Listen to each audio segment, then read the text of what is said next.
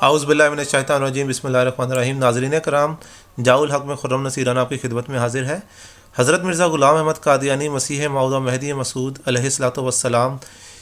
کی ذات بابرکت کے اوپر بعض غیر احمدی یہ کیچڑ اچالنے کی کوشش کرتے ہیں کہ آپ نے اپنے جوانی میں اپنے والد صاحب کی پینشن کی رقم چوری کی اور اسے چوری کر کے وہاں سے کہیں چلے گئے۔ تو ناظرین کرام، صرف پوری احمدیہ لٹریچر میں ایک ہی روایت ملتی ہے جو کہ سیرت المہدی میں درج ہے، اور یہ روایت شروع ہوتی ہے سیرت المہدی حصہ اول کے صفحہ نمبر 38 سے،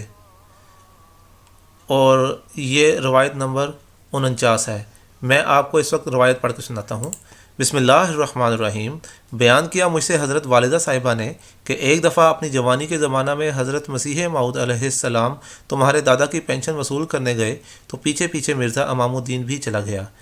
جب آپ نے پینشن وصول کر لی تو وہ آپ کو پھسلا کر اور دھوکہ دے کر بجائے قادیان لانے کے باہر لے گیا اور ادھر ادھر پھراتا رہا۔ پھر جب اس نے سارا روپیہ اڑا کر ختم کر دیا تو آپ کو چھوڑ کر کہیں اور چلا گیا۔ حضرت مسیح موعود اس شرم سے واپس گھر نہیں آئے، اور چونکہ تمہارے دادا کا منشا رہتا تھا، یعنی کہ حضرت مسیح السلام کے والد صاحب کا، تمہارے دادا کا منشا رہتا تھا کہ آپ کہیں ملازم ہو جائیں، اس لیے آپ سیالکوٹ شہر میں ڈپٹی کمشنر کی کچہری میں قلیل تنخواہ پر ملازم ہو گئے اور کچھ عرصہ تک وہاں ملازمت پر رہے۔ تو ناظرین کرام، آپ خود ہی ملاحظہ فرما لیں کہ اس روایت کے اندر کہیں پہ بھی ذکر نہیں کہ حضرت مسیح موعود علیہ الصلوۃ والسلام خود سے ہی رقم چوری کر کے کہیں پہ چلے گئے اور انہوں نے رقم اپنے ذاتی مصرف میں لے کے آئے، بلکہ یہاں پر وضاحت کے ساتھ لکھا ہوا ہے کہ حضور کا جو کزن تھا، رشتہ دار تھا، مرزا امام الدین، جو کہ انتہائی بددیانت قسم کا انسان تھا، وہ حضور کو اپنی باتوں میں لے کے اور پھسلا کے کہیں اور لے گیا اور اس نے سارا پینشن کا پیسہ اڑایا۔ اب اگلا صفحہ جو کہ صفحہ نمبر 39 ہے، اس پہ تھوڑا سا اگر نیچے جائیں تو یہ لکھا ہوا ہے کہ والدہ صاحبہ بیان کرتی ہیں کہ حضرت صاحب فرماتے تھے کہ ہمیں چھوڑ کر پھر مرزا امام الدین ادھر ادھر پھرتا رہا۔ آخر کار اس نے چائے کے ایک قافلہ پر ڈاکہ مارا اور پکڑا گیا، مگر مقدمہ میں رہا ہو گیا۔ تو ناظرین کرام، یہاں سے صاف وضاحت ملتی ہے کہ امام الدین ایک عادی مجرم تھا، اور اس نے اپنے اس عادت کی وجہ سے حضرت مرزا صاحب کو اپنی باتوں میں لے کر بجائے اس کے کہ حضرت صاحب کو وہ گھر لے کے جاتا، ادھر ادھر پھراتا رہا اور سارا پیسہ اس نے اڑا دیا۔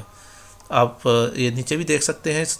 صفحے کو، میں پورا صفحہ نیچے کر رہا ہوں، ناظرین اسکرین روک روک کر اس کو دیکھ سکتے ہیں۔ اب سوال یہ اٹھتا ہے کہ کیا حضرت مرزا صاحب اس قدر نادان تھے کہ انہیں کوئی بھی اپنی باتوں میں لے کے بہلا پھسلا کے کہیں پہ بھی لے جاتا؟ تو ہم متوجہ ہوتے ہیں قرآن کریم کی طرف۔ سورہ یوسف کی آیات 4 تا 18، بسم اللہ کو آیت نمبر 1 گنے تو 4 تا 18 کے اندر حضرت یوسف علیہ السلام اور حضرت یعقوب علیہ السلام کا واقعہ کا ذکر ہے۔ حضرت یوسف علیہ السلام کے والد حضرت یعقوب علیہ السلام اپنے بیٹے کو فرماتے ہیں کہ تم اپنے بھائیوں سے بچ کے رہنا، اور مجھے اندیشہ ہے کہ وہ کہیں تمہیں نقصان نہ پہنچائے۔ لیکن اس اندیشے کے باوجود حضرت یعقوب علیہ السلام اپنے بڑے بیٹوں کو اس بات کی اجازت دے دیتے کہ ٹھیک ہے تم یوسف کو اپنے ساتھ لے جاؤ۔ اور پھر ہوا کیا جس کا اندیشہ تھا کہ انہوں نے حضرت یوسف علیہ السلام کو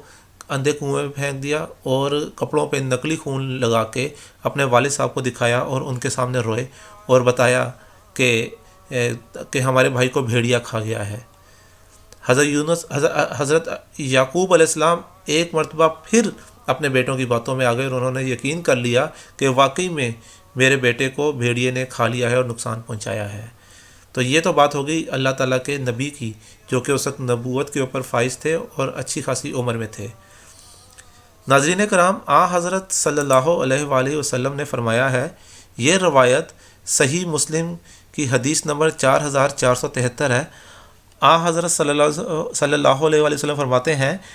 ہو سکتا ہے تم میں سے کوئی اپنی دلیل کے ہر پہلو کو بیان کرنے کے لحاظ سے دوسروں کی نسبت زیادہ ذہین و فطین ہو، اور میں جس طرح اس سے سنوں اسی طرح اس کے حق میں فیصلہ کر دوں۔ تو جس کو میں اس کے بھائی کے حق میں سے کچھ دوں وہ اسے نہ لے، میں اس صورت میں اس کے لیے آگ کا ٹکڑا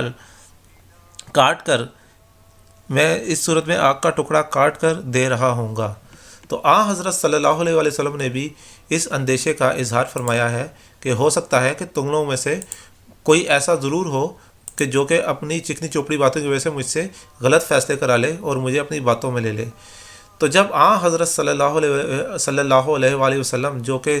تمام ذہین ترین لوگوں میں سے سب سے زیادہ ذہین اور سب سے زیادہ حکمت والے ہیں، اگر حضرت صلی اللہ علیہ وسلم اس چیز کا اظہار کر سکتے ہیں کہ کوئی مجھے بھی اپنی باتوں میں لے کے غلط فیصلہ کرا سکتا ہے، تو پھر حضرت مرزا صاحب کو آپ کدھر دیکھتے ہیں؟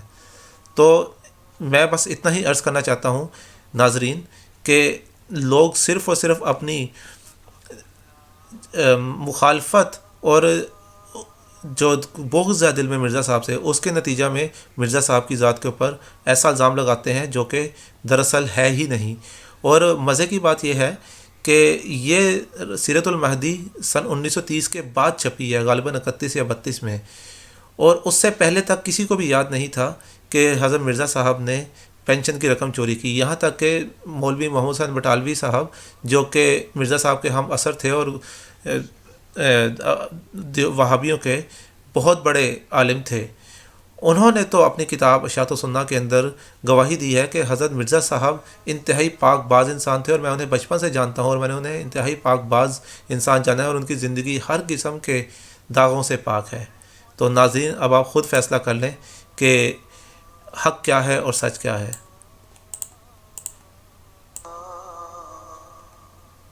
حي على الفلاح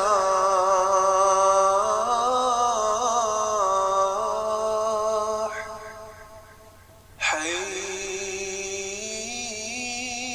على الفلاح